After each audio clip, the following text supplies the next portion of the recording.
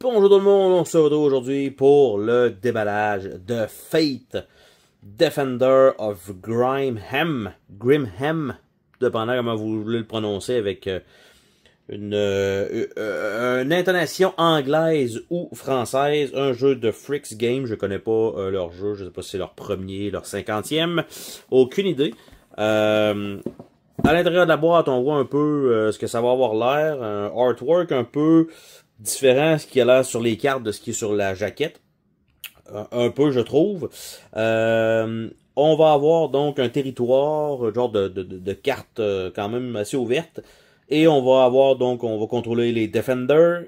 Et tout simplement, ben, il va falloir protéger le village. Genre de, pas nécessairement un Tower Defense, mais somme toute, il va y avoir des bons qui vont attaquer. Et il va falloir évidemment défendre tout ça. Donc, on va regarder ensemble qu'est-ce qu'on a là-dedans. Ici, on voit 1 à 4 joueurs.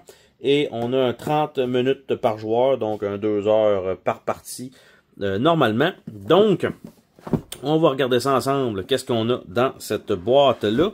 On va commencer par l'épaisseur de la boîte quand même. Belle épaisseur. On voit ici le petit coin qui a pris un coup.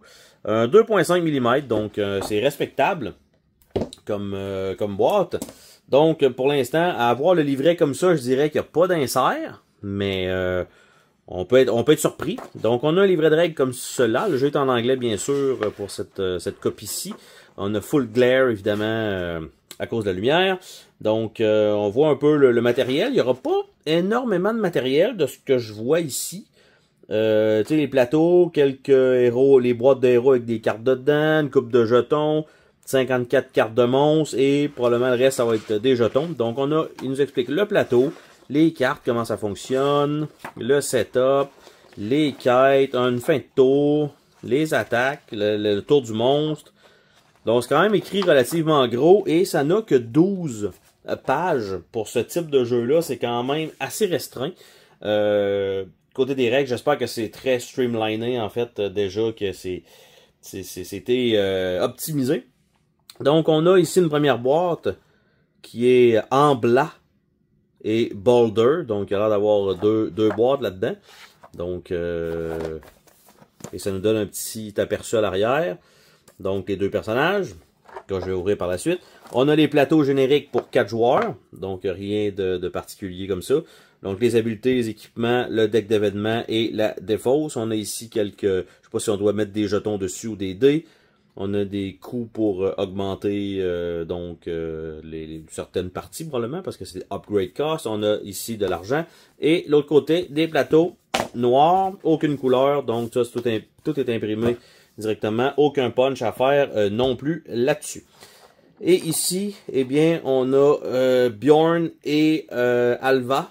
Donc évidemment, Bjorn étant le gros guerrier, mais qui se fait un peu chiolé dessus par Alva, donc super le fun de voir ça.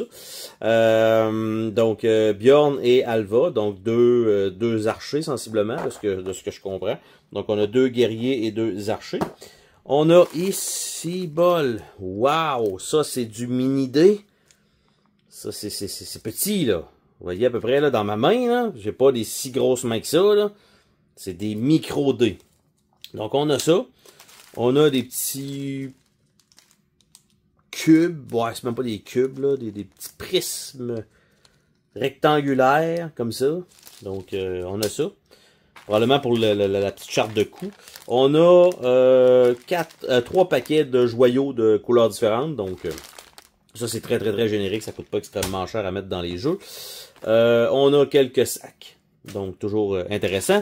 On a quelques dés ici, avec différentes faces. On a donc un blank, on a un genre de hit, on a un hit dans un cercle, et on a un F pour le fate. Donc, on a ça. Les dés pas super gros, là, c'est un peu plus petit. Mettons que je prends un D6, tu sais, normal, là, mettons, là, voir un peu la différence entre les deux. Là. Vous voyez que ces dés-là sont beaucoup plus petits. Et avec ces dés-là, ben, vous voyez à peu près la différence. Donc, très mini. Après ça, on a quelques petits bâtiments ici. En fait, est-ce qu'ils sont... il y en a quelques-uns qui sont pareils, genre de petites maisons comme ceci. Donc, genre de petites cabanes. Évidemment, ça rentre des deux côtés. Et on a quelques autres. Ici, on a une genre de pierre qui est marquée Wanted dessus. Donc, on a ça. Et on a un peu plus gros, probablement, le genre même pas, j'allais dire le genre de village, mais il y a deux autres petites figurines. Donc, on a ça ici. Le genre de fontaine d'eau. Et on a également la cabane, probablement principale. Donc, qui est là, avec les petits... genre de petits bouts de bois, ou en tout cas, la décoration qui va sûrement arracher à la longue, de ce que je vois. Et on voit clairement pas que c'est deux morceaux, hein, qui ont été collés un par-dessus l'autre. Donc, là-dessus, c'est pas super beau. Ah, et il y a d'autres types de maisons, donc ça se ressemble. Ça se ressemble un peu, les petites maisons, il n'y a rien d'exceptionnel. C'est pas mal tout le même style. Il y en a un qui c'est plus une genre de petite tente. Je pense que ça change pas grand-chose en réalité sur la durabilité. Je pense que ça va juste être construit une tente et ça va finir là. Après ça, on a un dé un peu plus standard, vert ici. Donc, deux épées, une main, une flèche, des flèches pour dire probablement réessaye, et deux épées, et une genre de tête de gobelin avec un point d'exclamation. On a le petit deck de cartes, donc de 54 cartes probablement. On a le plateau lui-même, on va pouvoir regarder. Et on a les feuilles de punch, donc uniquement deux feuilles de punch pour le fond. Et quand on parle de ces feuilles de punch-là, on parle d'un 2.2 mm d'épaisseur. Donc, on voit ça ici. Donc voilà, première feuille de punch. Et de l'autre côté. Donc ça se ressemble quand même pas mal. Ici, c'est tout du 3-3. On va le zoomer un peu. C'est tout du 3-3, du 6-7. Donc il n'y a pas d'aléatoire là-dedans. Ceux-là, c'est tout pas mal 5-6. Donc peu importe un côté ou de l'autre, tu sais, ils sont comme cachés. Mais en même temps, ça change absolument rien. Fait que il aurait pu être imprimé des deux côtés. Ça aurait été probablement, étrangement, je vais dire ça comme ça, là, à moins qu'il y ait vraiment une raison spécifique, parce que c'est toutes des shapes différentes là, là-dessus. Tu sais, parce que si jamais on doit les prendre et les mettre tout simplement sur le plateau, ce qui risque d'arriver dans les emplacements, c'est que tu sais, les jetons vont juste, mettons, être sous, d'après moi, ça va être ça que vous allez faire aussi, dans des sacs Ziploc probablement. Mais là, en étant dans des sacs Ziploc, ça va être un peu mélangé recto verso. Fait que vous allez passer votre temps à regardez, il est-tu du bon bord, il est-tu du bon bord, il est-tu, tu sais, pour le placer. Fait que là, je trouve ça un peu niaiseux. En tout cas, j'ai pas lu les règles, là. Fait que je trouve ça un peu ordinaire que ça soit toutes les mêmes stats. Il y a pas rien de différent, là, sur ceux-là. Mais que de l'autre côté, on a juste rien. Fait que je comprends, mettons, peut-être, visuellement, une fois que vous les connaissez, parce qu'ils ont l'air d'être marqués aussi sur le plateau, ben vous voulez avoir plus les artworks sans avoir les images, c'est ce que je pourrais comprendre. Mais d'un point de vue de lisibilité, côté pratique, ben c'est sûr que c'est mieux d'avoir les stats tout le temps. En tout cas, je sais pas, ça peut se défendre, mais pour ma part, je vous aurais mis des deux côtés, ça aurait sauvé du temps de jeu, plutôt que de tout le temps retourner des jetons. Je pense, en tout cas, il y a sûrement une bonne raison pour ça. Et l'autre côté, ben, c'est la suite des jetons. Donc, qui sont là. Un peu le même principe. Donc, on a des petites valeurs ici. Même chose pour ceux-là. C'est toute la même chose. Puis même les boss, je pense, 7, 12 et étoile 13. On va regarder de l'autre côté. Ceux-là sont différents. Donc, c'est pour ça que je trouve ça un peu niaiseux que tous les petits monstres soient comme ça, alors que ceux-là, bon, évidemment, c'est probablement stage 1, stage 2, peut-être, là, sur les boss. Mais ça, probablement que sur... En tout cas, comme je dis, il y a des fortes chances que, quand je vais ouvrir le plateau, ben, on va avoir les mêmes stats. Donc, ce que ça permettrait, théoriquement, c'est de jouer avec les faces juste avec les images. Le plateau n'est pas réversible. Et on a, donc évidemment, pour ouvrir du bon bord, bien sûr, c'est un classique. Donc ça, si je réussis à l'ouvrir, ce serait le fun. Une bonne épaisseur de plateau. On va se dézoomer ça un peu pour qu'on puisse voir dans l'ensemble qu'est-ce que ça donne. Donc ça donne ça ici. Peut-être tasser ça pour nous donner une petite chance. Comme ça. Et voilà. Donc on le voit dans son ensemble. Donc on a les hordes donc, de feu ici. Il y a les trois types de jetons qui vont embarquer là-dessus. De ce que je vois, même les jetons sont plus petits que qu'est-ce qui est là. Donc, même si on stack des jetons, ça fait comme pas de sens. On a les gobelins qui sont là, donc les statistiques qui sont sur le plateau. Donc, comme je disais, on a trois types de monstres. Les trolls, les hordes de feu et les morts, en haut à droite. Donc, les stats sont sur le plateau et on a les stats sur les jetons. Donc, si vous voulez jouer avec uniquement du artwork, vous allez placer ça d'un côté, sinon de l'autre bord. Dans un ou l'autre des cas, vous allez avoir des jetons qui vont être mélangés, vous allez être obligé de les flipper, un ou l'autre. Je sais pas honnêtement, à l'utilisation, qu'est-ce que je préfère entre les deux. D'après moi, j'aimerais mieux les stats sur les jetons, puis ça, ben évidemment, c'est un peu perdu, rendu là. Sinon, toujours intéressant d'avoir ça pour peut-être ceux-là qui suivent... ailleurs, au lieu de voir le jeton qui est ici, ben tu vois la stat qui est là, à la limite, mais bon. C'est des préférences personnelles. Vous pouvez m'écrire toujours dans les commentaires, vous, qu'est-ce que vous en pensez, mais vous mieux jouer par exemple avec les stats visibles sur chacune des cases. Je comprends que ça peut devenir un peu lourd peut-être, mais ça permet peut-être plus rapidement quand vous vous déplacez de dire hey, ben j'attaque là, vous voyez les stats directement au lieu d'aller regarder là-bas.